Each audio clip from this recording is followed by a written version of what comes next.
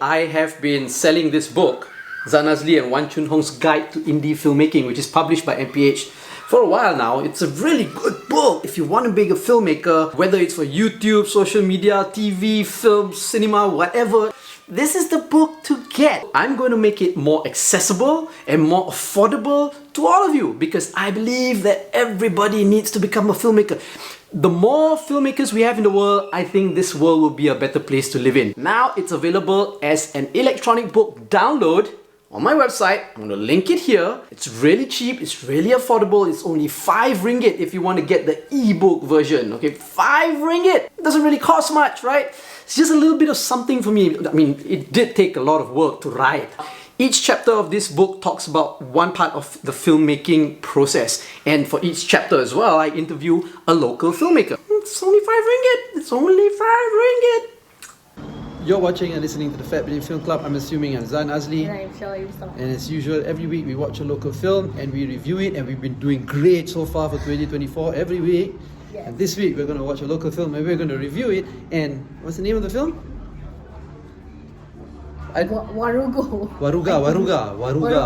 Waruga, some horror film. I don't know. Yeah. But Zahiri Lazim is in it. Which hopefully is the saving grace of the film.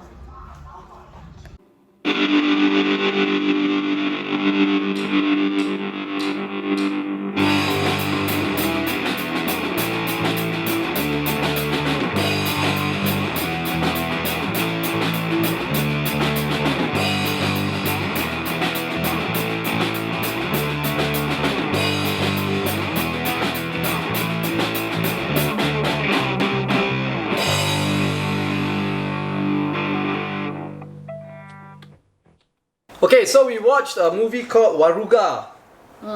Auga! So what's the film about? That's a good question actually. What is it about? Oh, it's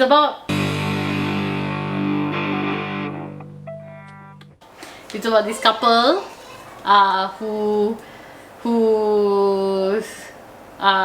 found out that the boy's father, the boy played by Zahiri Azim, his father, who is the kampong's pawang, has died.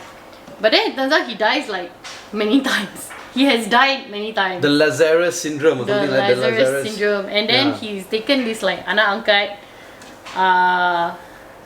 He's taken this anak angkat named Anum, who's like the granddaughter of some other bomo from another village. Mak Ija. And so they go back to the house, and then like some weird stuff starts happening lah. The husband never told the wife that he had a father. The husband never told Zahiri Azim never told his wife in the film that he has a father. It's a horror film lah. So what do we think of this film?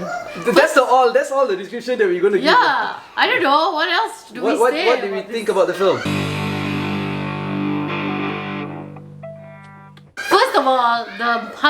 First of all, we must say that Zahiri Azim is wasted in this film. Yeah, he's such a good actor.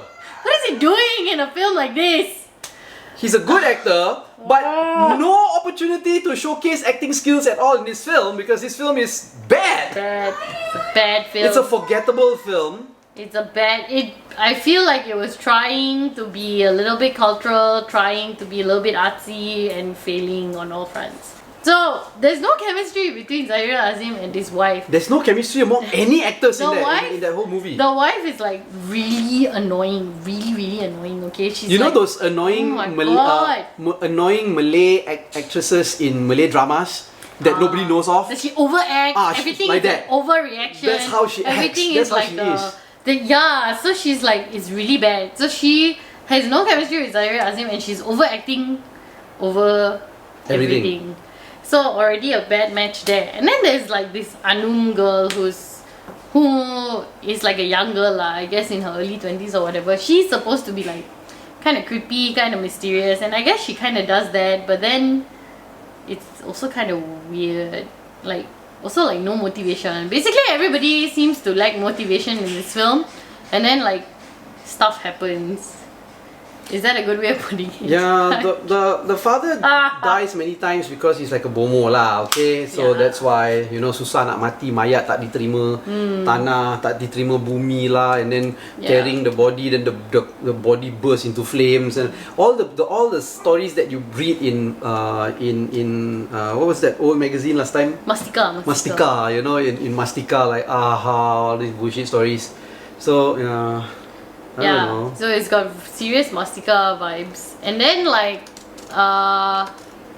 it's very disjointed the way that they try to tell you the story also, you know. The treatment of it is also kind of bad because he like suddenly decides to tell the wife that he has a father and the father is a pawang. To tell this one sentence, which I have now told you, there was a montage of his father just doing pawang things. And then at the end of the montage, his wife says, "Oh, so sebenarnya ayah you pawang." And I'm like, was that necessary? And then there was another thing. She's like, she overhears like this misunderstanding of her husband supposedly sleeping with this Anum. So it's a misunderstanding because obviously like actually the ghost was was playing around with all those people in the house lah. So was there even a ghost? some jinn lah. Who knows? Who knows? Oh my God. Nobody knows. So anyway, so there's a misunderstanding because Zahir Azim doesn't remember sleeping with Anum, and Anum is like, bapa dan anak dua-dua sama, whatever. And then like this wife, this overacting wife, hears this and then she decides to walk up the stairs for whatever reason, and while she's walking up the stairs, there's another montage, a 3-scene montage of Zahir Azim and this Anum touching hands. Like, what? I don't think that was montage worthy lah. Like, first of all, montages are over. Stop doing it. Montages are done usually by film students who need to fill up duration. It's not a thing anymore. Yeah. Okay, we don't use montages anymore. Montages and unnecessary vox pops are what people use to extend the duration of a film that needs to be extended for no reason. So like, so first of all, montages are already obsolete, unnecessary, and then you go and put in so many montages in this film, which just further tells me that this film is unnecessary. You smell nice. I know. Anyway, so there was that, and then later on, this woman flies into a rage and starts dragging, like first she like slaps Anum, and then first she kills Zahir Azim by accident. She's fighting with him, but she's fighting with him very physically, like in that she's not listening to anything she's saying and she's just like pushing him. So she pushes him, she push him, she literally kills him, pushed him off the ledge. Oh yeah. No, he doesn't die. That was so funny. He doesn't die because he comes back up. Oh, whatever. We don't know if he dies. Yeah, because he comes up, and then that's where they go into the father's room. No, he crawls into the shed. He doesn't come back up. There's they go to the shed. That's right. So then she pushes Zahir Azim off the balcony, and then she decides to go and slap Anum, and then also like smash her head in, and then for whatever reason drag her out of the house to the shed. And that's where like shit starts. She basically tries to burn Anum. Like she tries to burn Anum, and then some ghost comes out from some tempurung, and then like an entire flashback of what actually is going on. Again, another montage happens, which is that the father was an evil man who killed the original Bomo, who is Anum's grandmother, and then like Anum was seeking revenge on this man, so she poisoned him slowly by putting and then some he downs. At some point eventually raped her, and then everything was set on fire. The end. That was basically it. There was a scene where the father had put a dead body in the pot in the tempayan, and then the dead body comes alive, but then nothing happens to the dead body because all of them kill each other in the room. And then we thought that the dead body was actually Zahir Azim's mother, but we don't know.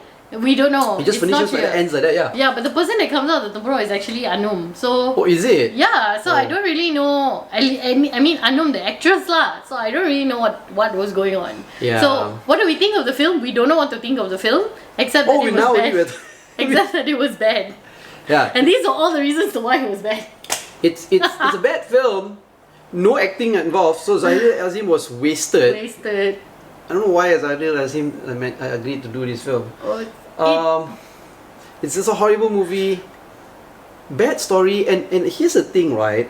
I'm actually kind of like tired already of watching Malaysian horror films that try to utilize local culture and combine it with the mystique. Like for example, like because it's a horror film, right? All the fonts in the movie are in like Jawi font. Why?